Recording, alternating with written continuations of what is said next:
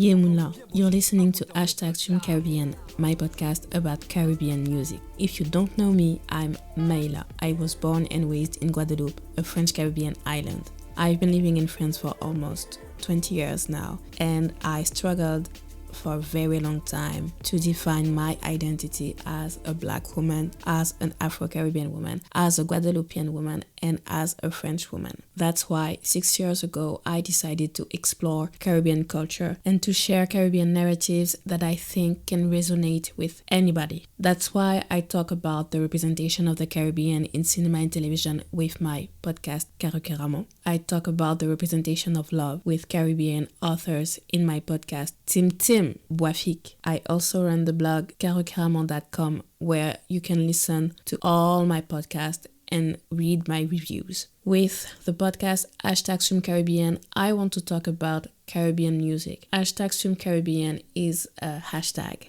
of course, that I use to promote Caribbean songs I love on social media. You can use it too, by the way. Our artists are lost in every platform's algorithms, but I believe that if we are consistent with using this hashtag, it will create a momentum big enough for us to really define the Caribbean market and then thrive on the international scene. So when I decided to do this podcast, I wanted to revisit different music genres through a contemporary album made by a Guadeloupean artist, so like dancehall or R&B or zouk or Creole hip-hop. All of these genres that made me who I am today. So of course, I decided to start with Guadeloupean artists because I'm all for representing the Caribbean on a global stage, but I have to represent for Guadeloupe first, right? So I had two goals in mind. Promote an album that I believe can please a Caribbean audience, not just the French Caribbean audience,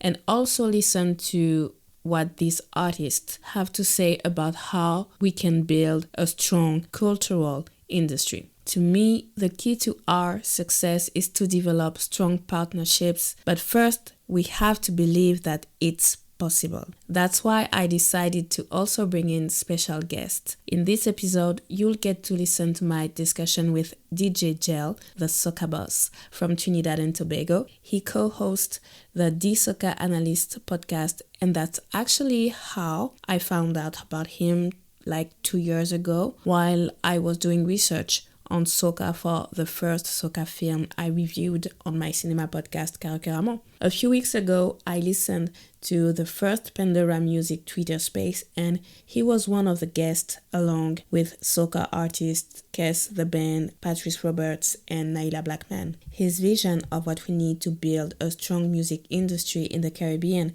really spoke to me because he talked about the need for Caribbean people to love themselves in order to support their artists. And I just knew I had to talk to him because on my side of the Caribbean, people don't talk about this aspect, at least not in public. But it's a key factor to build a market. Listen, soca and zouk have very similar trajectories. Soca artists and zouk artists are facing the same struggles. So why not try to find solutions together? Jel and I didn't get to touch on every topic, like accessibility, live performances, marketing strategies, but we had a great discussion about what has been done to define the Caribbean market and what we can do as of 2022 to take things to another level. I hope you will enjoy this discussion. So what's your first memory of a local song from Trinidad? My first memory, so this is actually a pretty popular question that I get. For me, it would be Marshall and Drupal's Real Unity. That is the first soca song I ever remember. I don't know if you know it. Oh, you do. Yes, I know it. So that's actually one of my favorite songs of all time because it just transports me back to when I was a child and when things were much simpler. But also it was a happier time because the music in that period had a lot of messages about love and unity, which existed in Trinidad and Tobago. Still exists now, but I find like the music that we make is a little bit more divided. So there's more Afro-Trinidadians that are on the soca side and Indo-Trinidadians on the chutney side, but we're not really communicating with each other. But in that era of music, like Marshall and Drupal, Bungie and JMC Trevini and a couple of other chutney artists, there was more unity. So that I would say is one of my earliest memories in regards Yeah, to soca. I love this song because I did an episode on my cinema podcast about Bazodi. Oh And yes, it was and featured in the film. yes, and that's actually how I got to know this song. And it's been on the hero rotation for like 2 years for me now. Wow. Yeah. I really love this song and I love No, the film too. yeah, it's an amazing song and an amazing film. I wish we could see more soca films as well, you know. Well, yeah, there's Kevin Adams. He's been trying to do his film Queen of Soca. There's the short film called No Soca No Life with Terry Lyons. I love the film too. And I know he was trying to show people how he could make a great film, a full film around this idea of a young girl who wants to sing soca and her mom doesn't want her to. And so he did the short film. And then I know he tried to do a crowdfunding campaign. I'm not sure it actually worked. And that's what I was going to ask you, because I remember this as well. I know he was raising funds and I contributed a little bit, but I don't know if he ever met his goal. I don't know, but I know it was in 2020. He was supposed to show the final cut of the film, I think during the film festival of Trinidad and Tobago, but there was COVID and the pandemic and all that. So I don't know what happened there. And when I did my episode about soca, about this film, I talked about how the fact that there's this film, people cannot say that Trinidad and Tobago didn't invent soca. Like, it comes from the island. Because for us in Guadeloupe, right now they're trying to steal zouk from us, because there are a lot of popular Black singers in France who sing zouk, but the industry changed the categories. So what they sing officially isn't zouk, but it is zouk. So they're trying, but we're going to talk about that later on. So still because I have some questions on that too. Okay. Yes. So how did you become an international DJ? So I guess if you want to start from the very beginning, I started DJing actually because of my mom, and not because she pushed me into DJing, but because she used to host a lot of events. And me as a little boy, I used to go with her, help set up. But most times I really wasn't helping. I was actually by the DJ, watching them set up, learning how they used to mix two songs together. And I was fascinated with that. So, I said, one day I want to do this. And then years later, convinced my mom to buy me a DJ turntables. I practiced on that, laptop. At this time, it was also a transition from when DJs were using CDs. And this was right coming into the digital transformation where everything is on a laptop now. But in order for me to get popular, I knew that I needed to do something more. So I started to sell CDs, drop them off in local businesses in the States and in Trinidad. And ultimately, what really led to my success as an international DJ were the mixes that I put out online. So the DJ Jel mix series from 2009 to now has been really popular. And it was true that I got to be in the market with different audiences all over the world. And that's kind of where the demand grew from there. And so you worked in Trinidad, you worked in the United States. Where else have you been DJing? Sydney, Australia, St. Lucia, the UK, Montreal, Canada, Toronto, Canada, Alberta, Canada, Houston, Texas. There's a long list here, but a good amount of the world. Okay. I'm hoping one day to touch France and to touch Africa as well. Well, countries in Africa. I have a friend who lives in Cameroon, and she loves Kes, the band. She loves soca music. She knows the new songs before I do. Wow. Yeah, so she's really into. There's a market for us in African countries. So how would you describe the evolution of soca from the 80s until now? So I would say that a lot of the soca that came out in the 80s, because essentially 1980s was soca was only 10 years old, right? Soca was really created in the mid 70s by Ras Shorty when he was starting to experiment with the African and the Indian rhythms. And it actually wasn't well received in Trinidad at first.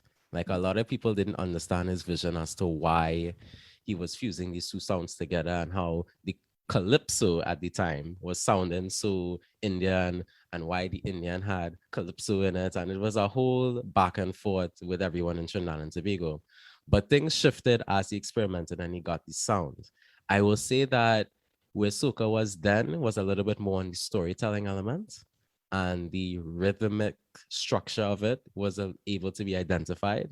Now there's a little less of the live instruments and the storytelling. So a lot of the lyrical content has changed. So in certain years, we've gotten a lot of songs that include the words wine and jam and bumper and hand in the air. And we kind of, I don't want to say we lost the element of what it is, but the music has just evolved to keep up with the times. Soca has always been that versatile genre where it can fuse with other genres. So in the 70s and 80s, they used to fuse it a lot with like punk and rock and funk. Whereas now we see in more of the Afrobeat elements, we see in some more of the EDM and even dancehall after today.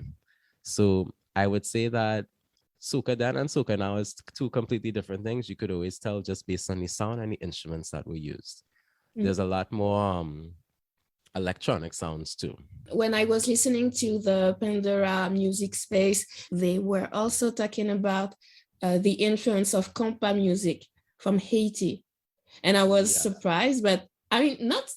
And you know, I wanted to chime in there too, because I always felt like there was that French Caribbean influence in the music. It was always there from, if you go way back from when Marshall Montano had songs like Mocking Me. In the beginning of the song, he's using French words because the French Caribbean and I find the English Caribbean always had roots with one another. Trinidad and Tobago, St. Vincent and the Grenadines, Grenada, they were all colonized by French first. So there's always that French influence there before the English came to these countries. But I would say yes, as things get popular in the mainstream culture, yes, there is that influence. But I do think French Caribbean was always there.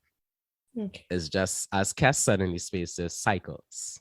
When you were growing up, did you get to listen songs from the French Caribbean islands? Even if you didn't know the titles, but like when you listen to the radio, did you get to listen to songs from like Kassav maybe? Yeah. So that would probably be the most popular that we would know in the English-speaking Caribbean would be Kassav. Okay. That's something that French Caribbean, well, I'm not going to speak for all French Caribbean islands, so I'm going to speak for Guadeloupe. There's this idea that we are apart from the English-speaking Caribbean in our way of listening to music. People usually say that we are influenced by every kind of style of music. We listen to a lot, as if in other Caribbean countries, you don't listen to other genres than the one you created. Okay, so that's not true. I will tell you this. Trinidad and Tobago has always been influenced by a number of genres, whether it be reggae, dancehall, rock, hip hop, pop. Like we were always influenced by different things. And I think you will see that in different styles of music that Kes would do, or Marshall, or even Destra, if we're talking like in the early 2000s. St. Lucia especially, I don't know if you know this, but country music was a big part of St. Lucia's identity in the early 1900s as well. So there are different influences there. It's just that I think culturally, we know who we are as a people and we wanted to create the music we wanted to create to represent us, as opposed to trying to sound like someone in the US or someone in Europe. If we're talking about the music industry in the Caribbean, what would you say is our strength to be recognized on the international scene? I mean, what's good about us? What is good about our music, the different styles that we created that we can use to be recognized on the international scene?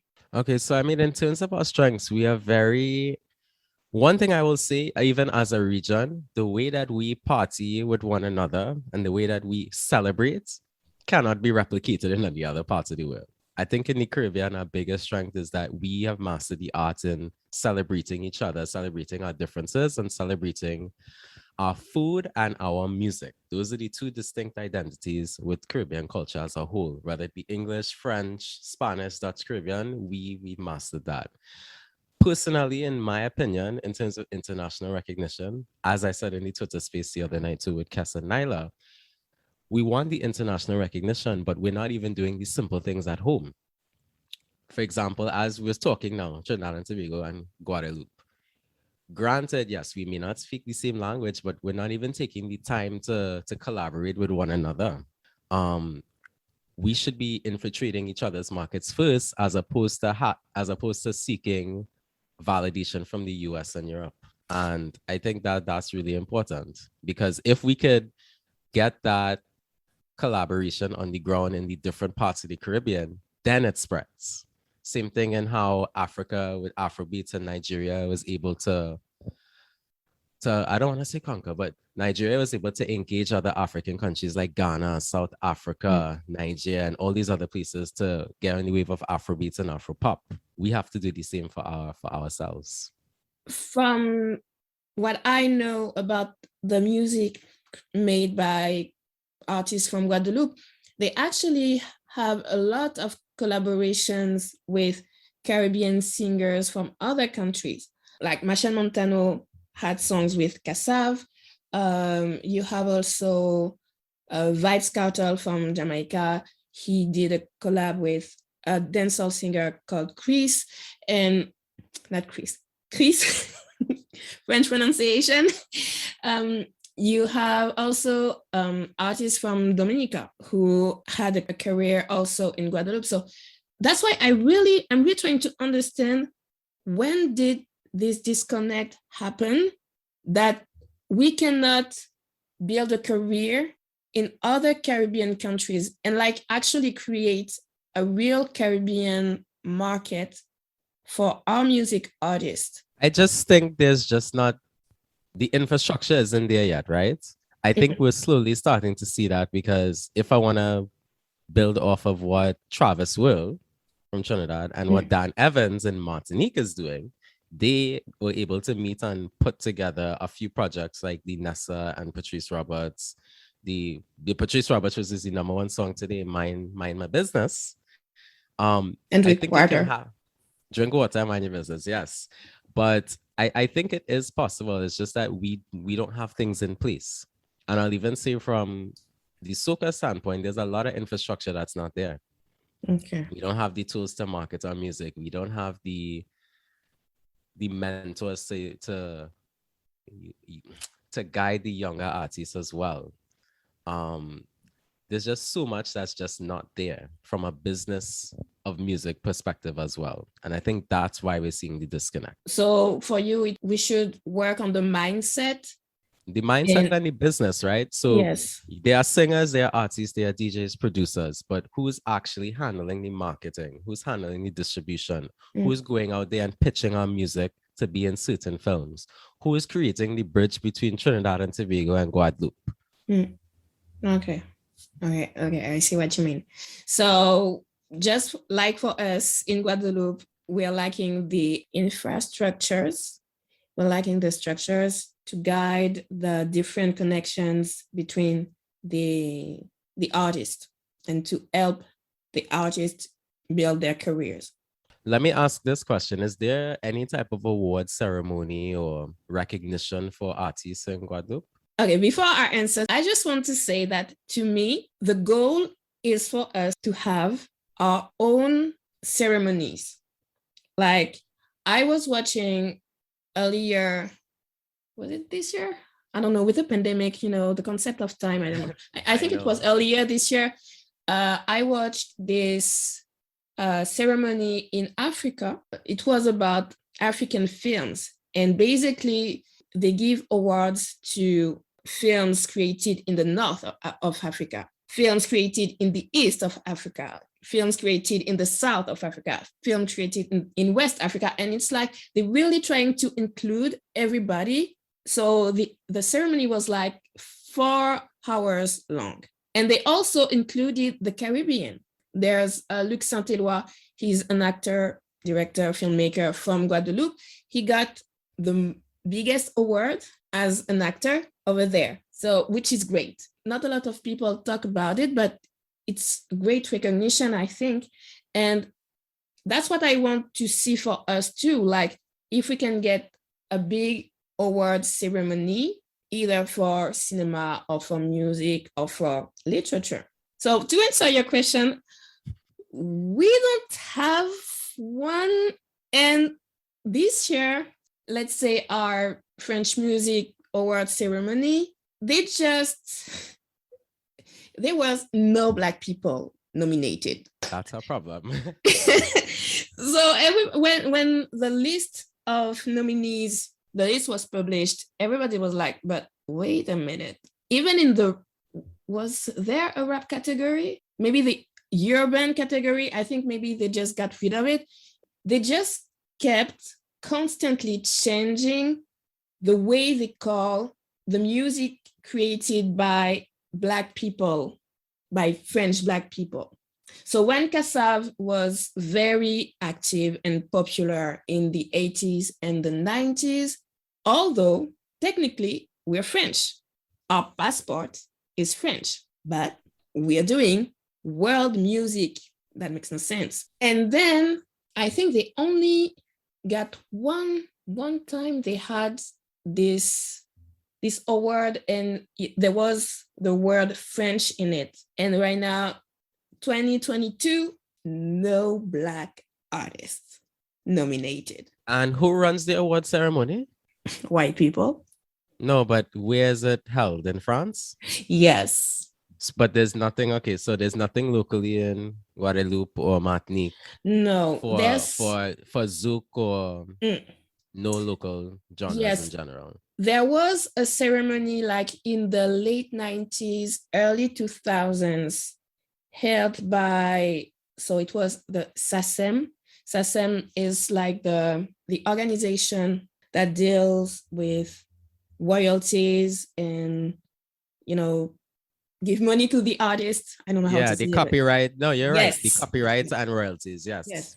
So we had that in the 90s, early 2000s, and then it disappeared.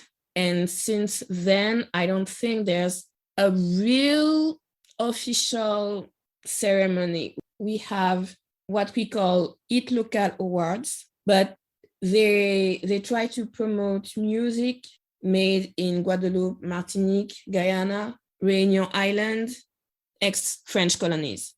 So it's not specific to Guadeloupe or Martinique. So we have that. So I think that is the first step, right?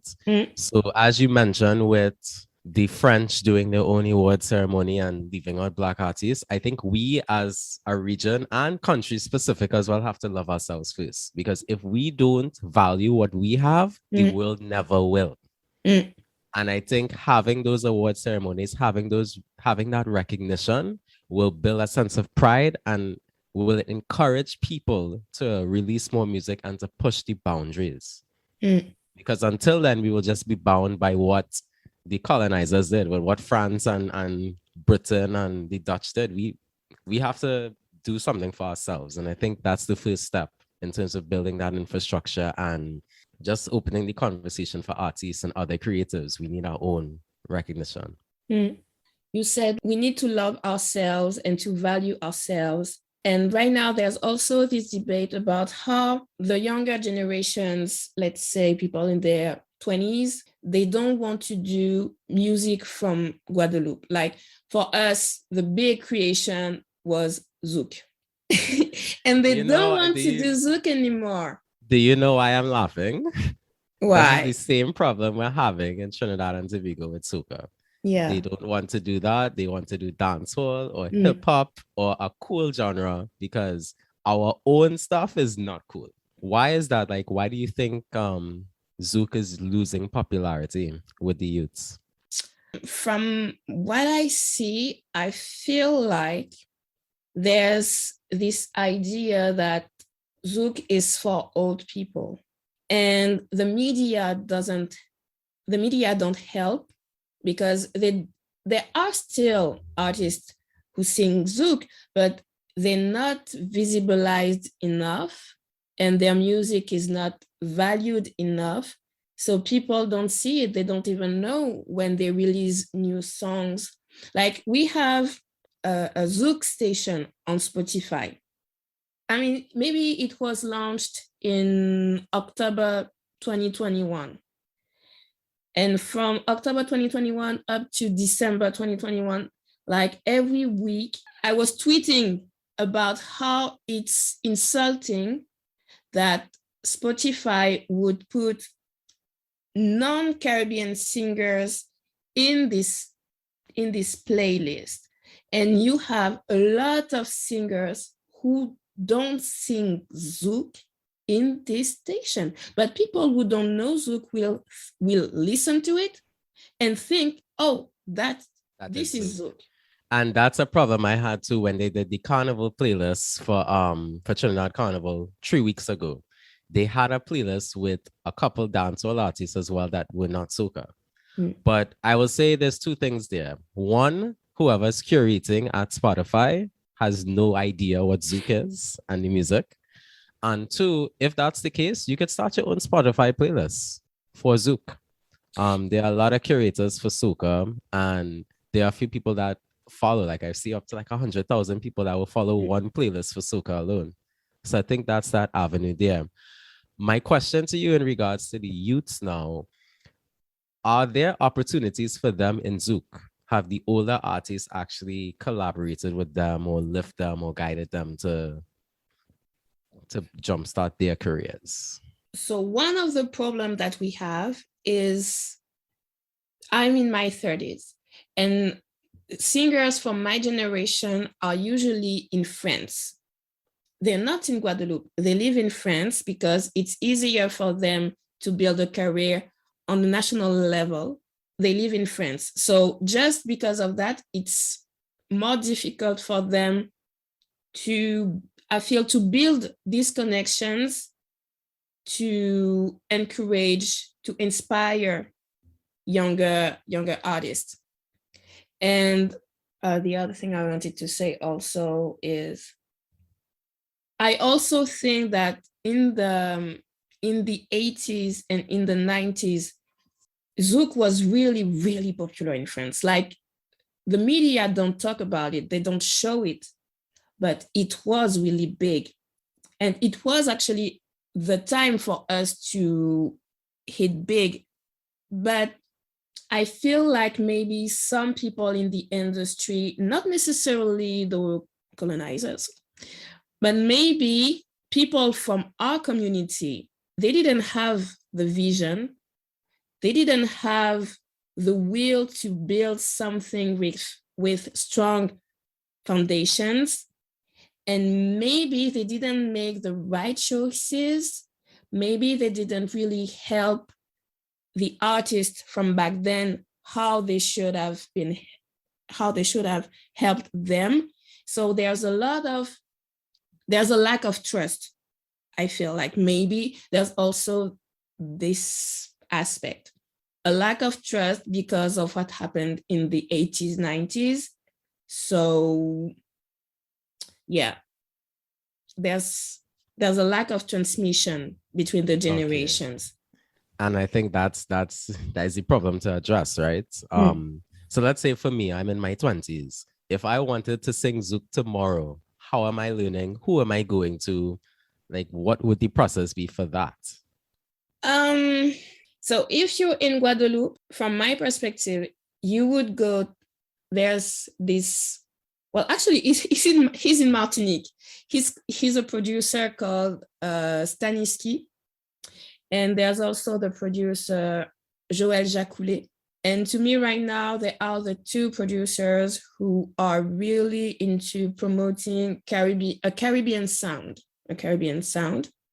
So I would go to them and I will show them what I can do. Now, if you in France, I'd say, we have a lot of songwriters, singer, songwriter, composer. With the evolution of technology, people don't really need producers to guide them through the creation phase. Right. They need more people when it comes to distributing the music and getting media attention and all that. But the creative part, I think we got it pretty right, actually. It's just when it comes to, talking to the media and all that, it's harder. So I would say, if you want to be a Zouk singer, first of all, you must really market your music as Zouk and really use the word, because in France, it's all about urban music, but it's Zouk. And then you need to have some kind of digital presence, like I'm not saying you need to have a big website, but something to show where you're from. You're from Guadeloupe, obviously.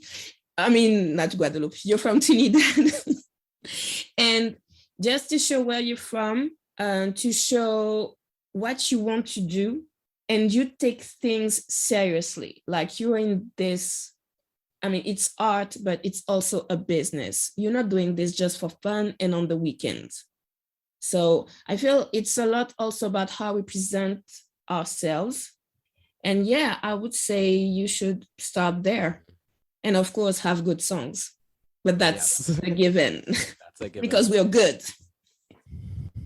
And I think all of what you listed there is how we actually help break the barriers down between the different islands, right? That comes back to the business of the music and the infrastructure, the digital presence, working with producers, the communication. I just think, as you said, we just have to make the extra effort to continue to do those things. There is one other question I had. Does Zouk music play year-round in Guadeloupe? Yes, in Guadeloupe. However, and that's the problem, I think. That's one of the biggest problems for Zouk to be recognized as a music created in Guadeloupe and as a real genre. The French industry marketed Zouk as a summer kind of genre. You had a few singers in the early 2000s who had big success, but it was only like in June, July, August, a little bit of September, and then you don't hear from them again. And that's kind of the problem, that people don't see that Zouk is a real music genre. And you can listen to it from January 1st to December 31st. It's really, it was created, it was invented. And like you said, soca was the connection between the Indian influence, the African influence, and there's a whole strong foundation about soca music that people outside don't know, but you as someone from the culture, you know it. For us, Zouk, it's a bit of the same. They really try to connect our traditional music, goka, with electronic sounds, with funk music. When you listen to the first songs of Kassav, you really hear the influences of funk and the electronic aspect of music. It's art, but it's also art with technology. It's music from the future, actually. And we're in the future. And that's why it's so frustrating to me that people act like it's something from the past. It's not, it's always been from the future. I want people to see it, and I don't want people to forget about it. So, and I feel like it's the same way with all Caribbean music, actually, all Caribbean genres that were created in the past century. So then I'll stop you there. So I'm glad that you drew the parallels between the summer months like June, July, August, September, Soca music has that same problem in Trinidad and Tobago for carnival time because it's centered around the festival and, you know, our cultural celebrations as to why we do carnival. But also, even the rest of the islands in the Caribbean, like Antigua and Barbuda, St. Vincent and the Grenadines, St. Lucia, Barbados, they have that same problem where their music is only really played during carnival. And after that, it's dancehall or hip hop and the top 40 from the States year round. One thing I will note too about this is that Jamaica, on the other hand, will play their music year round on radio. Play it year round in the parties. They love their culture to the death of them. They have found a way through the foundation that Bob Marley set to actually distribute the music and make the connections outside of Jamaica for things to expand. Even at the time of this recording, of course, this podcast, yesterday Shensia released her album. And her album ended up charting on the Billboard, a certain single.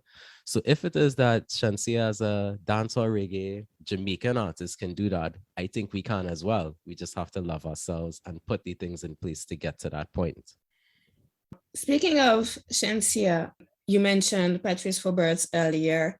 Like Patrice Roberts is soca and Shensia is dancehall. And from the tweets I read about the album of Shensia, they said she was turning pop.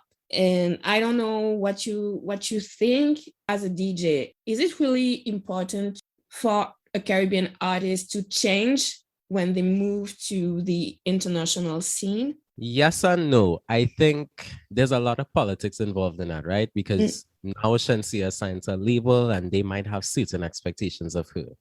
Shensia's aspirations also is not really to even be a dancehall or reggae artist. She did that to get to this point. What I think was really important for Shensia to do is to balance, right? Do a 60-40, 60% dancehall, 40% the other things you want to do. So that way you please your audiences across the board. So you do a dancehall collaboration, you do a trap, you do a pop. She even infused the trap and soca because Shensia loves soca. She's come to Trinidad many times. She's done songs with Nyla and Patrice. So Shensia loves soca music very much that she put like this lick song that samples Masters at Work, put you back into it. So for in terms of the labels, I mean, ultimately, Shensia is free to do what she wants as an artist, but I just think she has to understand the audience that got her to where she is now and still appease them. It's not anything different from when Beyonce, like for example, in the mainstream world, Beyonce was known for heavy R&B. When she transitioned into this trap hip hop phrase, she still had to put a couple singles on her album to appease that audience. So it's all about the balance, I think, in terms of the genres. Because if she wants to do other genres, that's fine. But I still think there's a way for you to do that, but also keep your identity. And taking out a step further, where we see soca music going now, with music that's coming out of the battalion music, Private Ryan Camp, there is that futuristic sound or that modern sounding soca, but you could still hear the rhythmic structure that is soca. There's still that identity there. So I would say for Shensia, she could continue doing what she wants, but she just has to remember who her audience is and the people that got her there. For us as people from the French Caribbean, there's also the language question. So in Guadeloupe, since it's all about being big in France only, people say that if you're a Zouk singer and you want to reach the national level of recognition that you want, you need to sing in French. When artists sing Zouk in French, you always have people criticizing them and say, you don't love your culture, you're not representing for us, so it's not a good thing. And to me, it's more like about, I mean, we speak French and we speak Creole anyway, so just sing what you want, what you feel it's good for you with each song.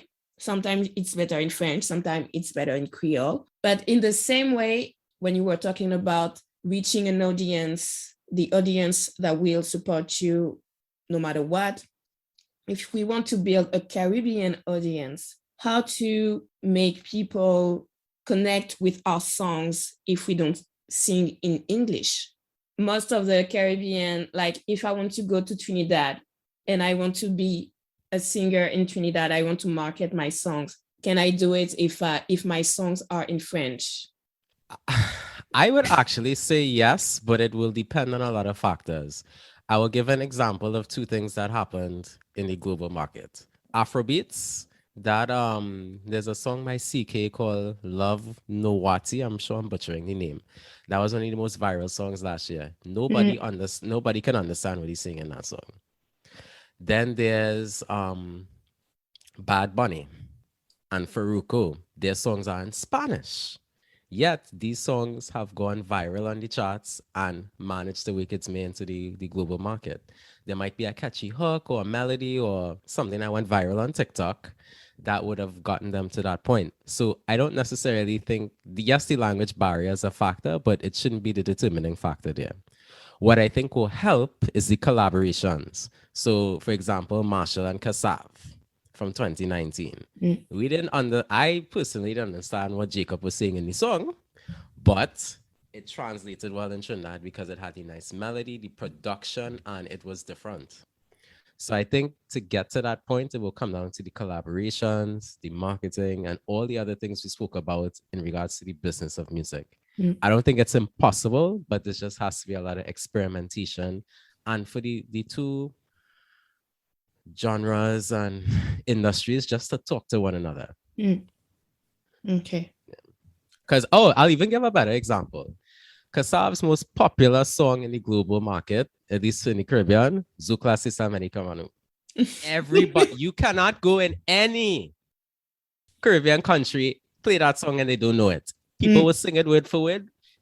A lot of the English-speaking Caribbean people might not know what it means. And even when I translated the song, I was very shocked to see what it meant. But it's just, you know the song, and it was a nice melody, and it translated well at the time, as you say, in the 90s and early 2000s. So it's not impossible.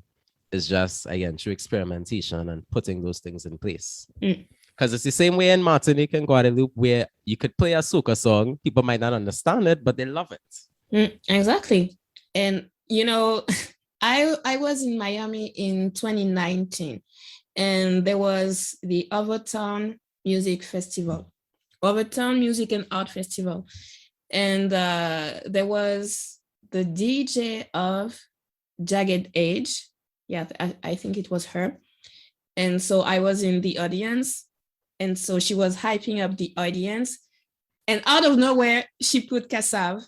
I was like, and the crowd went wild. And I was like, what? And everybody was like, yeah, exactly. And I was so shocked and so proud. I feel like it was the first time ever in my life that I felt so proud of being Guadeloupean, because in France, we really don't have this kind of recognition. We don't have this passion for our culture. It always feels like we have nothing to offer, nothing valuable to offer to people. And when I was there, I felt like the energy, and I kept thinking, the song was released almost 30 years ago. And here we are, I'm in Miami with people I don't even know. They don't speak French. And we all vibing together. And I'm like, oh yeah, that's the power of music. And so, and I'm like, if we did it once, we can do it again. But people have to believe in it also, that we can make it happen. And we have to love ourselves too enough to believe that we can make it happen. Yes. And push our own stuff. Otherwise, people won't see the value in it. Yeah. Really, final question. As a DJ, where do you go to get new music? And for instance, if you want music from Guadeloupe or from Martinique, where can you go? Is there a place where you can go, or I don't know. Honestly, so I'll break down my process. So for anything soca related, There's music polls like Caribbean music poll. We could go and get soca. There's Julian's promos where they will send out blasts. I'm on several artists mailing lists for soca. Dancehall and reggae, same thing. There's infrastructure for that. For Guadeloupe and Martinique, honestly, I don't really think there's a place. Okay. I would have to reach out to a local DJ like Dan Evans, or I think his name is Dunkers or Dunkers, yes. Yes. The French soca master or something like that. Yes. If I want music from that region. Okay. Because ultimately there isn't as I said, the infrastructure is not there. Okay. So that's something that they're going to have to look into it, because I think it's maybe the easiest way to start create these connections for you to have access to the music. Definitely. And I think that's a problem that soca has too. As much as I have the access to the music, I know for the other islands, it's hard to get music from Antigua or Dominica or the Virgin Islands. So I agree with that as well. Okay. Well, Jel, thank you so much for being with us. Thanks for having me. I think this was a pretty insightful discussion. For those that are locked in now, just continue to love music, love your culture, and share it with the world. At the end of the day, I know that there's a lot of outside influences. There's hip hop, there's pop, there's dance, electronic, but there's a lot of power in what we do in the Caribbean as well. And I personally think we could lead the world once we see the power in what we do. That's a great conclusion. Where can people reach you? Where can they follow you? Sure. So you could listen to all my mixes at gelinthemix.com, and you can follow me on TikTok, Instagram, Twitter, and Facebook at Gel in the Mix.